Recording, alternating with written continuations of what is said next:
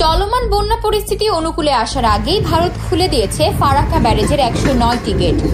সারা দেশে এখনো ক্রমেই অবনতি হচ্ছে বন্যা পরিস্থিতি। ভারী বৃষ্টিপাত ও ভারত থেকে আসা পানিতে আগে থেকেই নাকাল দেশ। এরই মাঝে ভারতের বিহার ও ঝাড়খণ্ডে বন্যার জেরে ফারাক্কা ব্যারেজের 109টি গেট খুলে দিয়েছে ভারত। আজ সোমবার গেট খুলে দেওয়া হয়। এতে একদিনে বাংলাদেশে ঢুকবে 11 লাখ কিউসেক পানি। বাঁধ খুলে দেওয়ায় বন্যার আশঙ্কা তৈরি হয়েছে পশ্চিমবঙ্গের মুর্শিদাবাদ সহ বাংলাদেশেও। বন্যা পরিস্থিতি ও পাহাড়ি ঢলের বিষয়ে আগে থেকে বাংলাদেশকে তথ্য দেওয়া হচ্ছে বলে ভারতের পক্ষ থেকে দাবি করা হয়েছে।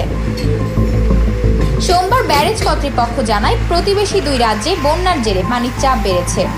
তবে স্বস্তির বিষয়, এখনো নেপাল থেকে পাহাড়ি ঢল নামেনি। ফারাক্কা ব্যারেজ এলাকায় পানি বিপদসীমার 77.34 মিটার উপর দিয়ে বইতে থাকায় বাধ্য হয়ে গেট খুলতে হচ্ছে। সেক্ষেত্রে ফিডার ক্যানেলেও পানির পরিমাণ বাড়ানো হয়েছে। ফারাক্কা ব্যারেজের জেনারেল ম্যানেজার আর দেশপান্ডে বলেন, ফারাক্কা ব্যারেজ কর্তৃপক্ষ সবসময় অ্যালার্ট রয়েছে, প্রতি মুহূর্তে নজর রাখা হচ্ছে। খুব কম সময়ের মধ্যে যেভাবে পানির চাপ তৈরি হয়েছে তাতে 109 গেটের সবকটি খুলে না দিলে ব্যারেজের উপর বড় চাপ তৈরি হচ্ছিল, বড় ক্ষতি হয়ে যেতে পারত। আপাতত ফিডার ক্যানেলে 40,000 কিউসেক ও ডাউন স্ট্রিমে 11 লাখ কিউসেক পানি ছাড়া হয়েছে।